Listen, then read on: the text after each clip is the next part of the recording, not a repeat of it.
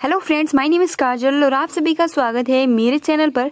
और आज के इस वीडियो में हम डिस्कस करने वाले हैं यूपीडीएलएड सेकंड सेमेस्टर प्रोजेक्ट वर्क। जी हाँ फ्रेंड्स, और आज का जो हमारा सब्जेक्ट रहेगा वो रहेगा विषय प्रारंभिक शिक्षा के नवीन प्रयास। और आज का जो हमारा टॉपिक है वो है नई शिक्षा नीति 2019 में प्रारंभिक शिक्षा कक्षा 1 से 5 तक हेतु दी गई संस्थितियों पर पीपीटी यानी पावर पॉइंट प्रेजेंटेशन तैयार करना। ठीक है, तो आज का हमारा यही टॉपिक रहेगा और आप बहुत ही आसानी के साथ अपना ये जो टॉपिक है बना सकते हो। चलिए फ्रेंड्स शुरू करते हैं। वीडियो को लाइक कर दीजिए और अपने फ्रेंड्स मित्रों को शेयर कर दीजिए।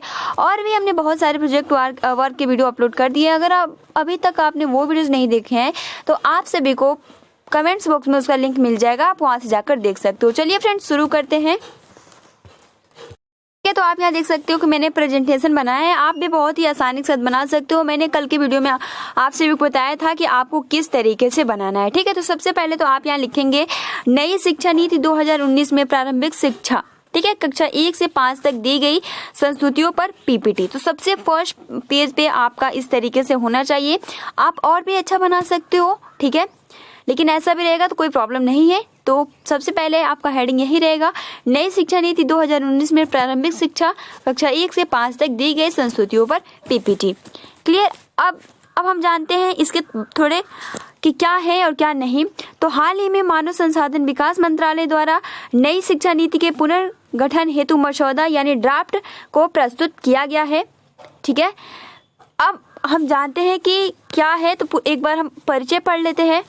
ठीक है, क्योंकि आप फिगर भी लगा सकते हो मानव संसाधन विकास रमेश पोखरियाल जी का। तो देखिए, इसका हम थोड़ा परिचय इंट्रोडक्शन दे देंगे कि शिक्षा का मतलब होता है ज्ञान। यह ज्ञान हम सभी को न सिर्फ संपूर्ण ज्ञान मानव बनाने में सहायक होता है, बल्कि एक सभ्य समाज का निर्माण करने में और मानव और उसका सही अर्थ बताने में पूरी तरह से सक्षम होता है। शिक्षा एक ऐसा साधन होता है जो देश के बच्चों से लेकर युवाओं तक के भविष्य का निर्माण करता है। ठीक है, तो आप इस तरीके का पिक लगा सकते हो, उसके बारे में लिख सकते हो बस। उसके बाद हम जानते हैं कि भारत में राष्ट्रीय शिक्षा नीति का सफर किस तरीके से इसका शुरुआत हुआ, आप ये भी लिखेंगे। ठीक है, तो शिक्षा में सुधार का दौर देश में आज़ादी के पहले से ही चला आ रहा है, लेकिन यह सुधार औपनिवेशिक हितों के अनुकूल था। उदाहरण के लिए मैकाले का घोषणा पत्र 1835, वुड का घोषणा पत्र 1854, हंटर आयोग 1882 आदि। इसके साथ ही उस वक्त के सीमित संसाधनों में हर व्यक्ति तक शिक्षा पहुंचाना मुश्किल होता था।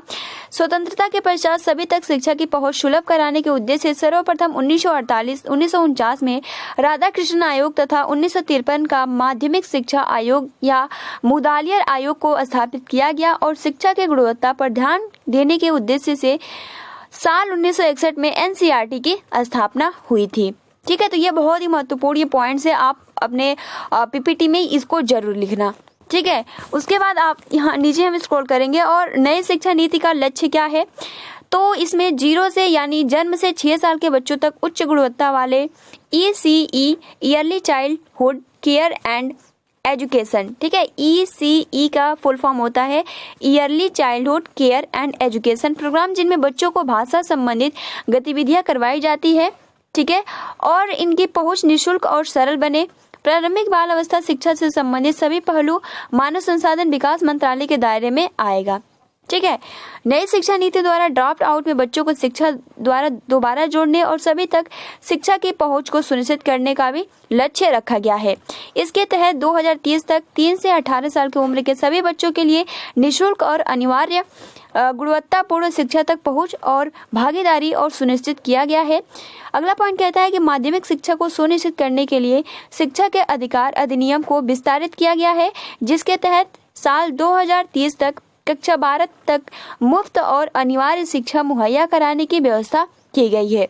अगला पॉइंट ये कहता है कि 2022 तक शिक्षा और शिक्षा शास्त्र में आमल चमल बदलाव करना भी एक लक्ष्य है, ताकि रटने के चलन को खत्म कर दिया जाए और हुनर एवं कौशल जैसे तार्किक चिंतन, सृजनात्मक वैज्ञानिक सोच, संवाद और सहयोग की क्षमता, बहुभाषिकता, सामाजिक जिम्मेदारी और सरोकार के साथ ही डिजिटल विकास साक्षरता के समग्र रूप में बढ़ावा दिया जा सके।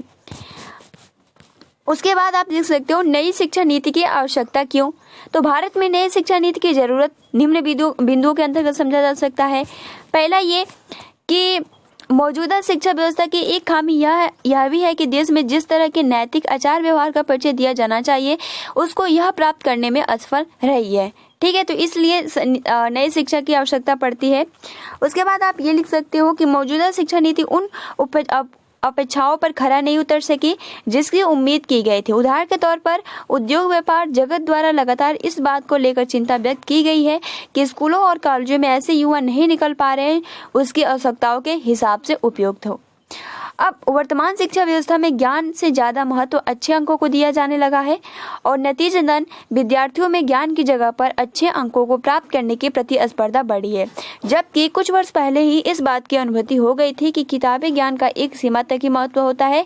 इसके बावजूद नए तौर तरीके अपनाने को प्राथमिकता नहीं प्रदान की गई है। ठीक है, तो आप देख सकते हो, तो इसलिए शिक्षा नीति बनाई जाती है ताकि हर एक व्यक्ति के पास अपना कौशल हो और वो अपना भविष्य बनाए। ठीक है, तो फ्रेंड्स आप और भी लिख सकते हो, फिलहाल अगर आप इतना ही लिखते हो तो बहुत ज़्यादा है। ठीक है फ्रेंड्स, तो इस तरीके से आप सभी को पीपीटी बनाना है। हमने बहुत ही शॉर्ट वीडियो में आप सभी को बता दिया है कि किस तरीके से बनाना है और आप सभी को मैं ये पीडीएफ टेलीग्राम पे शेयर कर दूंगी। टेलीग्राम से जुड़ने के लिए सिंपल आपको कमेंट्स बॉक्स में टेलीग्राम का लिंक मिल जाएगा। टेलीग्राम चैनल का नाम है अपडेट विद काजल, आप वहाँ से जाकर जुड़कर और ये पीडीएफ प्राप्त कर सकते हो। तो फिलहाल आज के लिए इतना ही। वीडियो को लाइक कर दीजिए और अपने फ्रेंड्स मित्रों को शेयर कर दीजिए। तब तक के लिए thanks for watching, take care and best of luck.